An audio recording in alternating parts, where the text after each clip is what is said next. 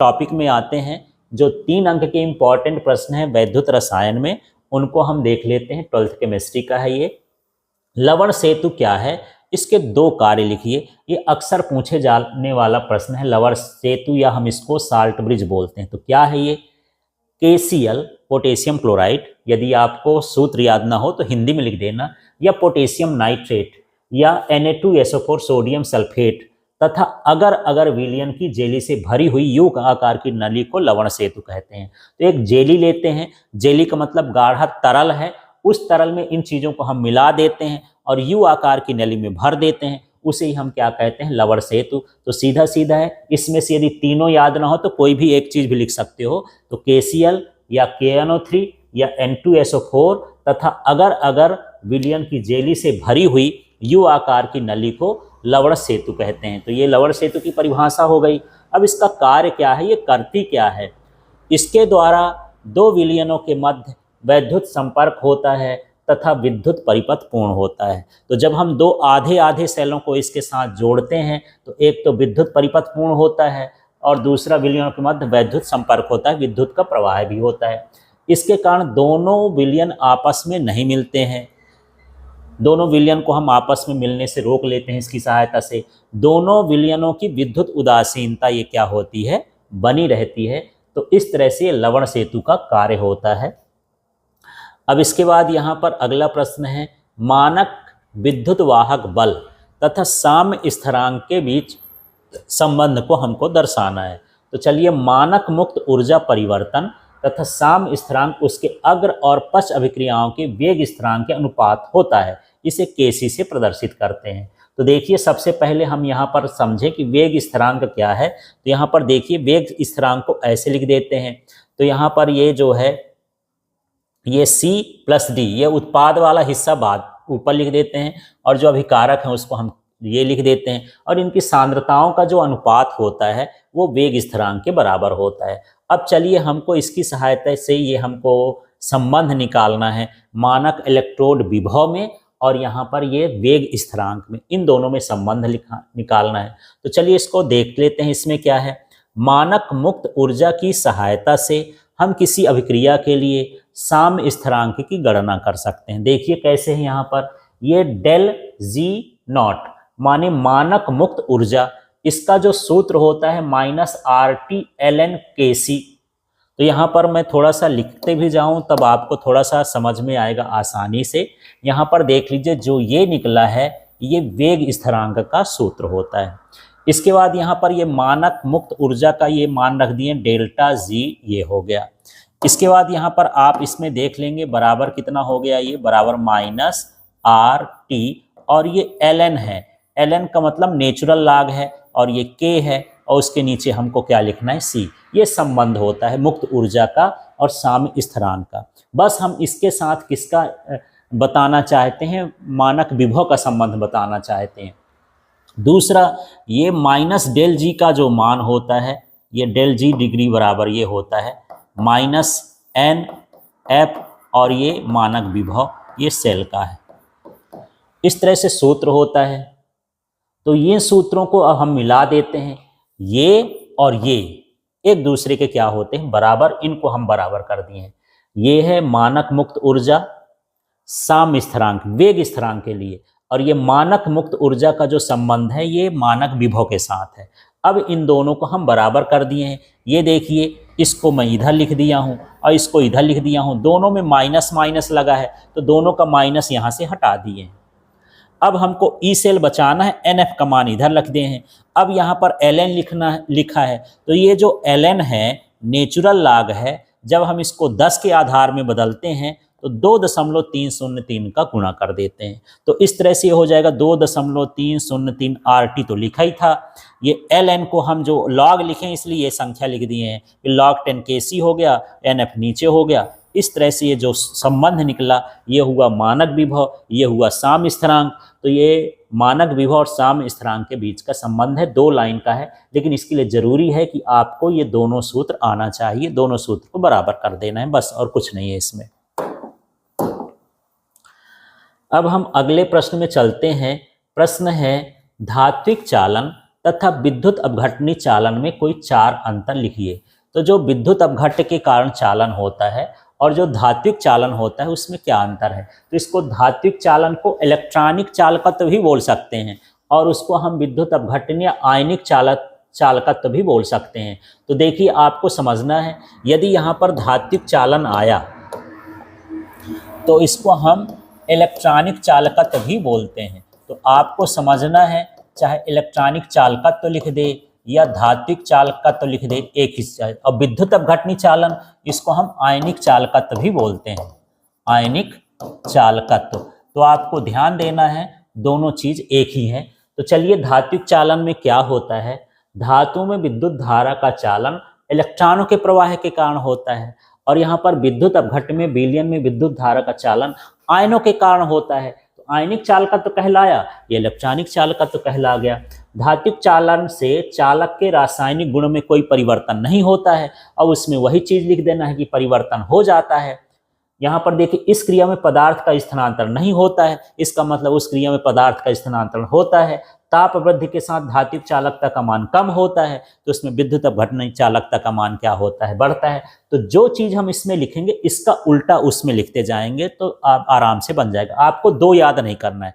अब मान लीजिए ये जब अंतर होता है तो आपको समझना है कि ये 1 अंक, 2 अंक, 3 अंक, 4 अंक किसी भी तरीके से आ सकता है। धात्विक चालन पूछे तो सारा कुछ ये लिख दो, विद्युत अपघटनी चालन पूछे तो सारा कुछ ये लिख दो, दोनों में अंतर लिखे तो ये 1 नंबर का अंदर से भी कोई पूछ सकता है।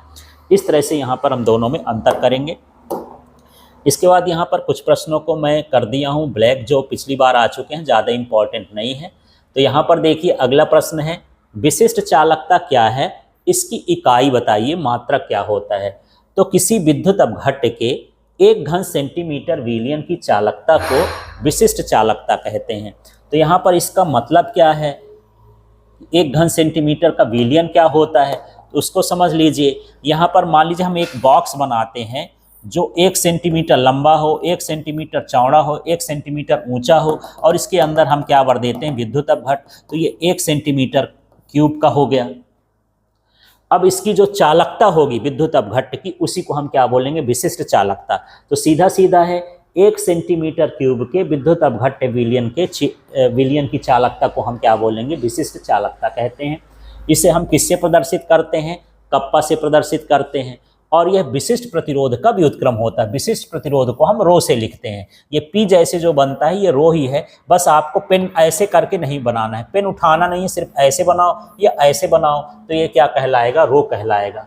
तो जो विशिष्ट चालकता होती है वो विशिष्ट प्रतिरोधकता का व्युत्क्रम है। तो कप्पा इक्वल टू 1/रो रो हो गया। अब यहाँ पर जो रो का मान होता है RA/L होता है, तो रो की जगह RA/L लिख देंगे तो L ऊपर चला जाएगा। इसको समझ लिए, 1 और बटे में लिख दिए RA/L, L ऊपर चला जाएगा तो इस तरह से सूत्र बन जाएगा।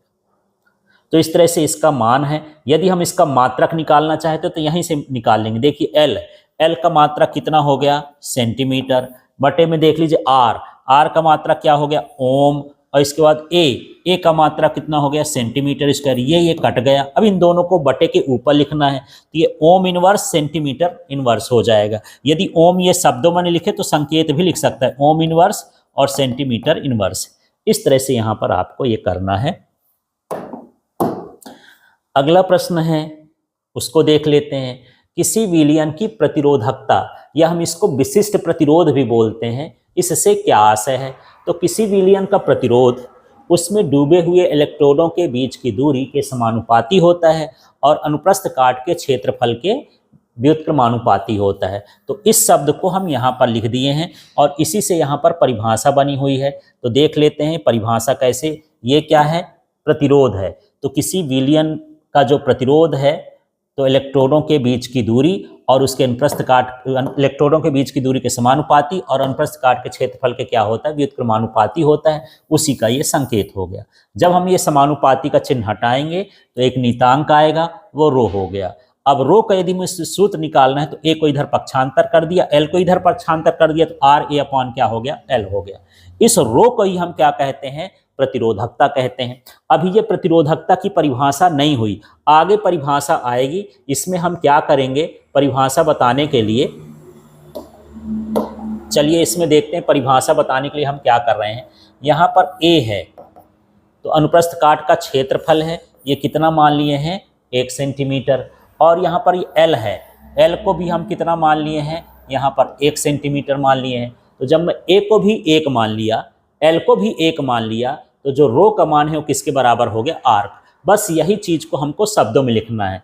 तो क्या है, यदि किसी बिलियन का जो यहाँ पर ये है, क्या कहना चाहिए, 1 सेंटीमीटर इसका अनुप्रस्थ काट का क्षेत्रफल हो, लंबाई 1 सेंटीमीटर हो, तो बिलियन की जो प्रतिरोधकता होती है या प्रतिरोध के आंकिक मान के क्या होती है, बराबर होती है। या सीधे से परिभाषा लिख सकते हैं कि किसी बिलियन की प्रतिरोधकता उसके 1 घन सेंटीमीटर आयतन के प्रतिरोध के बराबर होती है। यदि सेंटीमीटर स्क्वायर है और ये सेंटीमीटर है, इनको मिला दें तो ये घन सेंटीमीटर बन जाएगा। तो इस तरह से आप परिभाषा दे सकते हो। और इसका जो मात्रक होता है वो होता है ओम सेंटीमीटर। यहाँ से मात्रक निकाल सकते हैं इस सूत्र से। तो ये इसका ओम हो गया प्रतिरोध का, इसका सेंटीमीटर स्क्वायर हो गया ए का, लंबाई का सेंटीमीटर हो गया, ये कट जाएगा तो क्या बचा, ओम सेंटीमीटर। तो इसका एसआई मात्रक क्या होता है, ओम सेंटीमीटर होता है। इस तरह से इसको निकालना है आपको। अब यदि इतनी बड़ी परिभाषा नहीं देना है और वो सिर्फ 1 नंबर में आ गया है या 2 नंबर में, तो आप सीधे लिख दीजिए, अतः किसी बिलियन की प्रतिरोधकता उसके 1 घन सेंटीमीटर आयतन का प्रतिरोध होता है। इस तरह से परिभाषा लिख सकते हैं। ये पिछले साल आ चुका है, गैल्वेनिक सेल या विद्युत रासायनिक सेल और विद्युत अपघटनी सेल में अंतर। आप चाहो तो मैं यहाँ पर ऐसे दिखा रहा हूँ तो आप देख लीजिएगा, बाकी इस साल के लिए ज़्यादा इम्पॉर्टेंट नहीं है।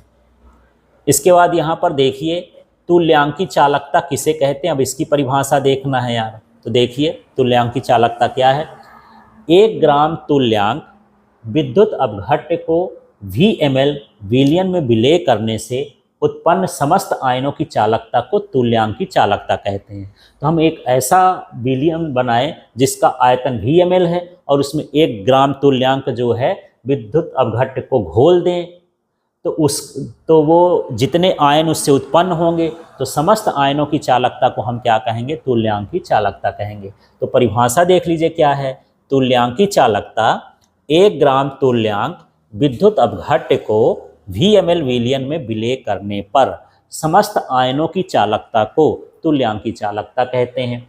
अब यहाँ से इसका हम सूत्र बनाना चाहें तो यह विलियन की विशिष्ट चालकता कप्पा और आयतन V के गुणनफल के बराबर होता है, जिसमें 1 ग्राम तुल्यांक उपस्थित हो। तो दूसरी परिभाषा यदि ऊपर को आपको नहीं लिखना है तो इतना भी लिख सकते हैं आप, और चाहे तो दोनों भी लिख सकते हैं। तो दोनों ठीक है, चाहे ऊपर का लिख दें चाहे नीचे का। तो यह विलियन की विशिष्ट चालकता कप्पा और आयतन V के गुणनफल के बराबर होता है, जिसमें 1 ग्राम तुल्यांक विलेय उपस्थित हो। तो यहाँ पर इसको लेमडा और ये इक्विवेलेंट C से प्रदर्शित करते हैं। ये कप्पा हो गया, V हो गया, इसी का जो मात्रक है हम यहाँ लिख देंगे। इसका मात्रक होता है ओम इनवर्स सेंटीमीटर स्क्वायर और इक्विवेलेंट इनवर्स। तो यहाँ पर ग्राम भी लिख सकते हैं, नहीं इतना ही ठीक है। अब हमारे पास दूसरा जो है आणविक चालकता। फिर से देखिए, जो अभी हम लिखे हैं तुल्यांकी चालकता है, दोनों अलग अलग चीज़ें होती हैं। और यहाँ पर हो गया आणविक चालकता। परिभाषा दोनों की सेम है। पिछली बार हम लिखे थे 1 ग्राम तुल्यांक भार, इस बार हम ले रहे हैं 1 ग्राम मोल और परिभाषा वही लिखना है। तो देखिए 1 ग्राम मोल विद्युत अपघट्य को VmL में घोलने में विलय करने से उत्पन्न समस्त आयनों की जो चालकता होती है उसे हम क्या कहते हैं, आणविक चालकता। यह विलियन की विशिष्ट चालकता कप्पा और आयतन V के गुणनफल के बराबर होती है, जिसमें 1 ग्राम मोल उपस्थित होता है। इसमें 1 ग्राम मोल था, उसमें 1 ग्राम तुल्यांक भार था। थोड़ा थोड़ा अंतर है, तो इससे आणविक वाला बन जाएगा। नाम ही है कि अणु होगा, इसमें मोल होगा। और इसका kV है मात्रक। यहाँ पर देखिए ओम इनवर्स सेंटीमीटर स्क्वायर, और यहाँ पर इक्विवेलेंट का इनवर्स था, यहाँ मोल आ गया तो मोल का इनवर्स हो गया। इस तरह से हमको इसको दर्शाना है। अब यहाँ पर अगला प्रश्न है, सेल स्थिरांक किसे कहते हैं, विशिष्ट चालकता व सेल स्थिरांक के बीच क्या संबंध है। तो सेल स्थिरांक तो पिछले भी बार भी पढ़ चुके हैं, यहाँ फिर से देख लेते हैं। किसी चालकता सेल के इलेक्ट्रोडों के बीच की दूरी L तथा किसी एक इलेक्ट्रोड के तल का क्षेत्रफल A का अनुपात एक स्थिरांक होता है, जिसे हम सेल स्थिरांक कहते हैं। अच्छा है, इसमें 2 प्रश्न हैं। इसमें यदि सेल स्थिरांक भर आया तो इतना लिख देना है, इसका सूत्र लिख देना है। सूत्र क्या है, x बराबर L/A। अब यहाँ सेल स्थिरांक का मात्रक यदि लिखना चाहें तो ठीक है, ये सेंटीमीटर इनवर्स है, नहीं जरूरी नहीं है क्योंकि ये तो पूछा नहीं है। अब यहाँ पर हमारा प्रश्न है विशिष्ट चालकता व सेल स्थिरांक में संबंध। तो किसी चालक पदार्थ के लिए प्रतिरोध R का मान लंबाई के समानुपाती होता है और अनुप्रस्थ काट के क्षेत्रफल के क्या होता है, व्युत्क्रमानुपाती होता है। तो यहाँ से हमारा जो सूत्र बना, देख लीजिए प्रतिरोध के बारे में कि ये प्रतिरोध जो होता है लंबाई के समानुपाती और अनुप्रस्थ काट के क्षेत्रफल के क्या होता है, व्युत्क्रमानुपाती। समानुपाती का चिन्ह हटाएंगे तो रो आ गया। लेकिन यहाँ पर अब आपको एक चीज और समझना है कि यहाँ पर ये L/A है, लेकिन L/A जो होता है वो सेल स्थिरांक होता है, तो रो इंटू क्या हो गया, x हो गया। अब यदि मैं x निकालूं, x माने सेल स्थिरांक, ये x क्या, x का मतलब क्या है, यहाँ चाहे तो लिख सकते हैं x बराबर क्या, L/A और बराबर ये क्या है, सेल स्थिरांक। अब यहाँ पर जो a है आप स्मॉल या कैपिटल कुछ भी लिख सकते हैं। यदि यहाँ कैपिटल लिख दिए, यहाँ कैपिटल लिख दिए, तो यहाँ कैपिटल लिख दिए, स्मॉल है तो स्मॉल कुछ भी लिख सकते हैं। अब यदि मैं x निकालूं तो ये रो का पक्षांतर करना पड़ेगा। x बराबर क्या हो जाएगा, R/रो। R का मतलब क्या हो गया, प्रतिरोध। रो का मतलब हो गया विशिष्ट प्रतिरोध। प्रतिरोध को अब हम चालकता में लिखेंगे तो प्रतिरोध को लिख सकते हैं 1/चालकता, और इसको हम विशिष्ट प्रतिरोध को लिख सकते हैं 1/विशिष्ट चालकता। तो आप जानते हैं ये बटे में बटे का है तो ये ऊपर चला जाएगा, ये कहाँ आ जाएगा, नीचे। तो विशिष्ट चालकता इंटू चालकता हो गया। अब हम क्या कर रहे हैं, यहाँ से इसको विशिष्ट चालकता, इस चालकता को इसके साथ गुणा कर रहे हैं, ये x के साथ चालकता का गुणा करेंगे तो ये क्या बन जाएगा, सेल स्थिरांक, और वो क्या हो गया, चालकता। इस तरह से विशिष्ट चालकता सेल स्थिरांक और चालकता के गुणनफल के बराबर होती है। लास्ट में यदि आपको समझ में नहीं आया तो हमारे पास जो x था, x का मतलब क्या है, सेल स्थिरांक, और यहाँ पर जो हमारे पास आया है ये है विशिष्ट चालकता, और बटे में क्या है, चालकता। तो यदि हम इसका गुणा कर दें, सेल स्थिरांक गुणे चालकता कर दें तो क्या बचेगा, विशिष्ट चालकता। तो यही विशिष्ट चालकता बराबर सेल स्थिरांक गुणे चालकता। इस तरह से इनके बीच का ये संबंध है, सेल स्थिरांक और विशिष्ट चालकता के बीच का संबंध। अब हमारे पास यहाँ अगला प्रश्न है, किसी विद्युत अपघट्य के विलयन की विभिन्न चालकताएं किन कारकों पर निर्भर करती हैं। तो विद्युत अपघट्य की चालकता किन किन कारकों पर निर्भर करती है, इनको समझ लीजिए। तो जो पहला कारक है ये तनुता है। विलयन की तनुता बढ़ने पर विशिष्ट चालकता का मान कम होता है, लेकिन तुल्यांकी चालकता और मोलर चालकता का मान बढ़ता है, क्योंकि आयन ज़्यादा विकृत हो जाते हैं। तो ये है तनुता पर ये प्रभावित होती है। दूसरा कारक है विलायक की प्रकृति। तो विलायक का डाइइलेक्ट्रिक स्थिरांक अधिक होने पर चालकता का मान अधिक होता है। माने यही है कि यदि दो आयन अलग अलग हो गए हैं और उनका डाइइलेक्ट्रिक स्थिरांक अधिक है तो चालकता का मान कैसा होगा, अधिक होगा, और जिनका कम होगा उसके लिए क्या हो गया, कम हो गया। तो ये विलायक की प्रकृति पर निर्भर करता है। इसके बाद यहाँ पर है विलयन में उपस्थित आयनों की संख्या, कि विलयन में कितने आयन हैं। यदि विलयन की में जैसे प्रबल विद्युत अपघट्य में जो है आयनों की संख्या अधिक होती है तो वो उनकी चालकता अधिक होगी, और जो दुर्बल है उनकी चालकता कैसी होगी, कम। तो इसी को शब्दों में लिखा, प्रबल विद्युत अपघट्यों की चालकता दुर्बल विद्युत अपघट्यों की चालकता से कैसी होती है, अधिक होती है, अर्थात दुर्बल विद्युत अपघट्य की कम होती है। तो आप अपनी मर्जी से उसको लिख सकते हैं। फिर है आयन का अमाप। जलीय विलयन में जो छोटे आयन होते हैं अधिक जलयोजित होने के कारण उनकी अमाप में वृद्धि होती है, जिससे चालकता कम हो जाती है। तो आयन की अमाप यदि बढ़ जाती है तो चालकता भी क्या हो जाती है, कम हो जाती है। ताप का प्रभाव, तो ताप बढ़ाने पर विद्युत अपघट्य का